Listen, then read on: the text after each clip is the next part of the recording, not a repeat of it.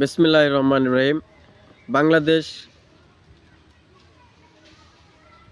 মানবতা বিরোধী, আন্তর্জাতিক টার্মিনাল বিরোধী, গণবিরোধী 7 বছরের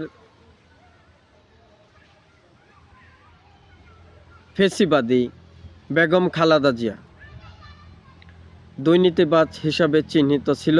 শারীরিক অসুস্থতার কারণে বিদেশ যাওয়ার ছল করে সে টাকা না দিয়ে নির্বাচন করে আবার ক্ষমতায় বসে দুর্নীতি করার অপচেষ্টায় তার মৃত্যুদণ্ডের রায় ঘোষণা করছে এবং তার মৃত্যুদণ্ডের রায় ঘোষণা হওয়ার পর তার মৃত্যু স্বাভাবিক ছিল কিনা সেটা প্রকাশিত করলাম। বাংলাদেশের ভিতরে বিএনপি নাশকতামূলক কর্মকাণ্ড চালানোর অপরাধে এবং বিএনপির চেয়ারপারসন বেগম খালেদা জিয়া দুর্নীতি করা টাকা জনসাধারণকে না দেওয়ার কারণে তার রায় আমরা কার্যকর করতে বাধ্য হয়েছি। দীর্ঘদিন যাবৎ টর্চার এবং রিমান্ডে দেওয়ার পর তিনি কোনো ধরনের কথা বলে নাই এবং টাকা পয়সা জনগণকে দেয় নাই। সেজন্য আমরা মৃত্যুদণ্ডের রায় কার্যকর করছি। যারা দায়িত্বশীল নাগরিক তারা বিষয়টি বিবেচনা করে যতটুকু আমাদেরকে সহযোগিতা করা যায় আমাদের পাশে থাকতে হবে। যতটুকু পর্যন্ত বিশৃঙ্খলা করবেন ততটুকু পর্যন্ত আমরা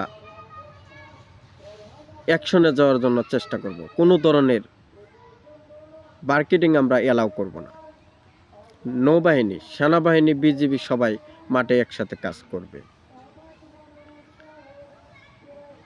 তো সুতরাং তারেককে আমি নির্বাচনের কৌতূহল নিয়ে দেশে অ্যালাউ করব না, যেহেতু তার বিরুদ্ধে অস্ত্র মামলা এখনও রয়েছে। বাংলাদেশের ভিতরে তারেক রহমান কোনো ধরনের ঝামেলা যেন সৃষ্টি না করতে পারে, সেজন্য তাকে আমরা দেশ পরিত্যাগ করার জন্য আহ্বান করছি। যত দ্রুত সম্ভব তারেক রহমান এদেশ পরিত্যাগ করে যাবে আমি সেটাই আশাবাদী। আমরা মৃত্যুদণ্ডের রায় কার্যকর করেছি, আপনারা জানাজা পড়েছেন, সকল কার্যক্রম শেষ। এখন তারেক রহমান তার দেশে ফিরে যাওয়া উচিত বলে আমি মনে করি।